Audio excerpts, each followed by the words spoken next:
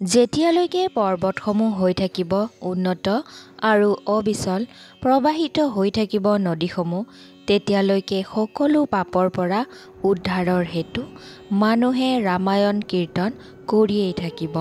এইদৰে ব্ৰহ্মদেৱে জগতবাসীক কৈ গৈছিল।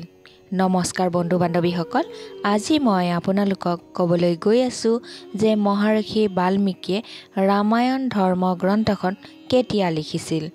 ৰামচন্দ্ৰৰ জীৱনকালত নে তাৰ পিছত? আহক তেনেহ'লে অকণো পলম নকৰাকৈ আজিৰ এই কাহিনীটো আৰম্ভ কৰোঁ। মহাকবি বাল্মীকিয়ে ৰামচন্দ্ৰৰ জীৱনকালতে ৰামায়ণ ৰচনা কৰিছিল বুলি এটা পৰম্পৰাগত ৰক্ষণশীল ধাৰণা আছে।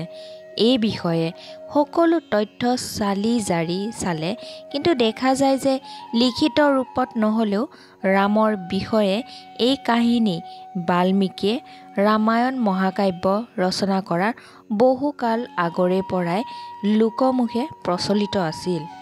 বাল্মীকিয়ে পুৰুষে চলি অহা এটা জনপ্ৰিয় কাহিনীকে অনুপম এক মহাকাব্যৰ ৰূপ দিলে।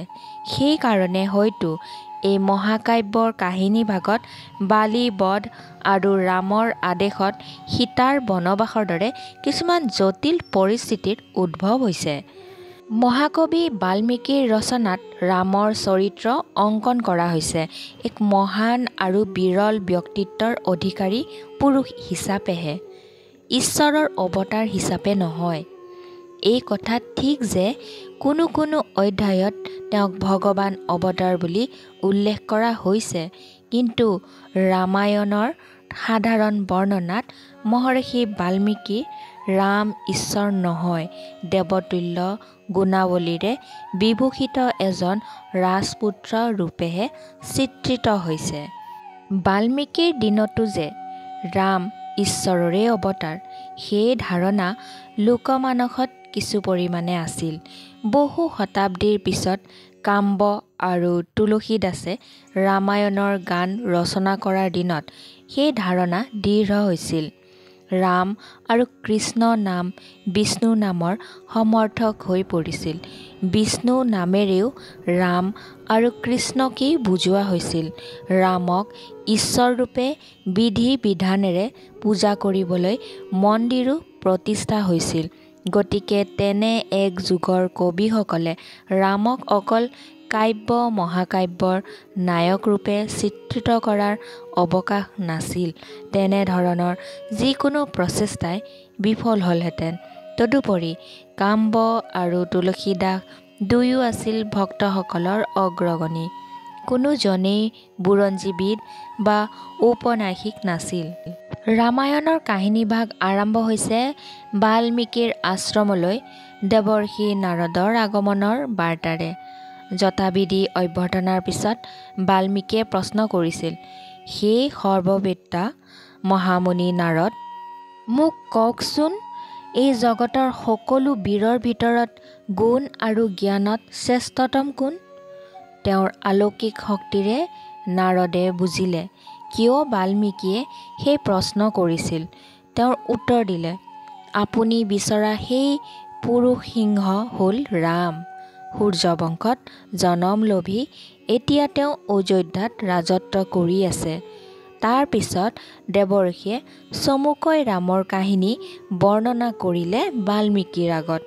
সেই কাহিনী শুনি বাল্মীকি ইমান অভিভূত হ'ল যে নাৰদ গুচি যোৱাৰ বহুত পিছলৈকে ৰামৰ কথাৰেই তেওঁৰ মন ভৰি থাকিল। ৰামৰ কথাকে ভাবিয়েই তেওঁ গ'ল তমসা নদীলৈ প্ৰাতঃকৃত্য সমাপন কৰিবলৈ। নদীৰ পাৰে ঘাটলৈ গৈ থাকোঁতে ওচৰৰ এজোপা গছৰ ডালত মৈথুনাসক্ত এহাল কৰ্চন চৰাই ঋষিৰ চকুত পৰিল। কঞ্চ যুগলৰ সেই আনন্দ ক্ৰীড়াৰ ইতি পৰিল কোনোবা ব্যাধে নিক্ষেপ কৰা এপাত শৰৰ বাবে। মুনিয়ে দেখিলে যে হঠাৎ শৰবিদ্ধ হৈ মাটিত বাগৰি পৰিল মতা কৰ্চনটো। মাইকী কৰ্চনজনীয়ে তাকে দেখি কৰুণ বিননি তুলিছে। এই নিষ্ঠুৰ দৃশ্য দেখি হতবম্ব ঋষিয়ে শোকাবেগত অভিভূত হৈ অভিশাপত উচ্চাৰণ কৰিলে, মা নিচাত प्रतिष्ठां त्वं गमशास्यति समा যৎকঞ্চা মিথুনাদেকম বধি কামমোহিতম। অৰ্থাৎ অহোব্যাত যিহেতু মিথুন ক্ৰীড়াত লিপ্ত এই নিৰীহ পক্ষী দুটাৰ এটা হত্যা কৰিলি, সেইবাবে তোৰো কোনোদিনে এখন সুখৰ ঘৰ নহ'ব। গোটেই জীৱন অনাই বনাই ঘূৰি ফুৰিবি মাথোন। কিন্তু পিছ মুহূৰ্ততে সম্বিত ঘূৰাই পালে মুনিয়ে। প্ৰকৃতিস্থ হৈ ভাবিলে, মই কি কৰিলোঁ? কি অধিকাৰ আছিল মোৰ ব্যাসটোক এইদৰে শাপ দিবৰ? মই কিয় এইদৰে মুহূৰ্তৰ আৱেগত বিহ্বল হ'লোঁ? কিন্তু নিজেই উচ্চাৰণ কৰা অভিশাপত বাণীৰ শ্লোকটি স্মৰণ কৰি মুনিৰ মনত বিস্ময় জাগিল। শ্লোকটোৰ ছন্দৰ লালিত্য দেখি তেওঁ উপলব্ধ কৰিলে যে তেওঁৰ কৌঞ্চ দম্পতীৰ প্ৰতি সহানুভূতিয়ে ৰূপ ল'লে এক অনুপম কবিতাৰ ছন্দৰ।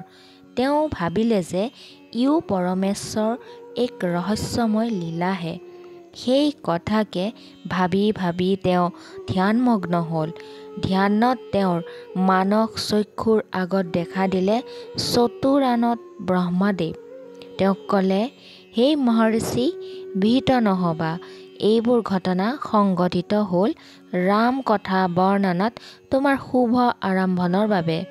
তোমাৰ শোকৰ পৰা উদ্ভূত এই শ্লোকৰ অনুপম ছন্দ আৰু লয়তে ৰচিত হ'ব ৰামায়ণ।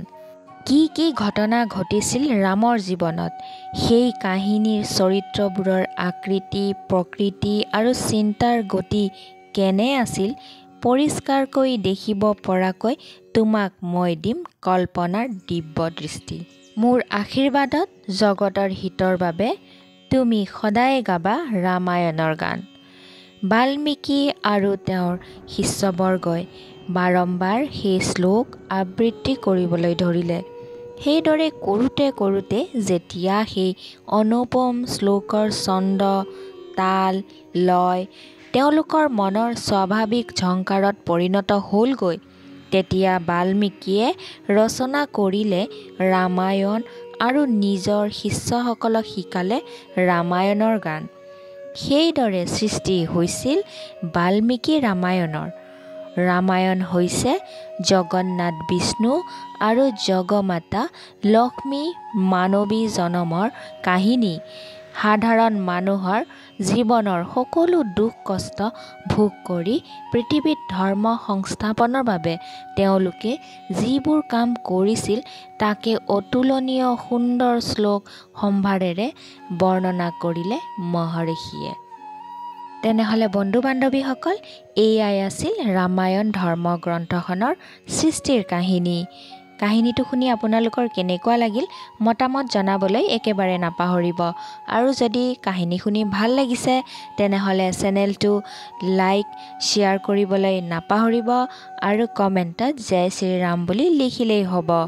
আৰু মোৰ এই চেনেলটোত যদি আপোনালোকে নতুনকৈ আহিছে তেনেহ'লে ছাবস্ক্ৰাইব কৰি ৰাখিব। তেতিয়াহে এনেকুৱা ধৰণৰ কাহিনী আপোনালোকে শুনি থাকিবলৈ পাৰিব। জয় শ্ৰীৰাম।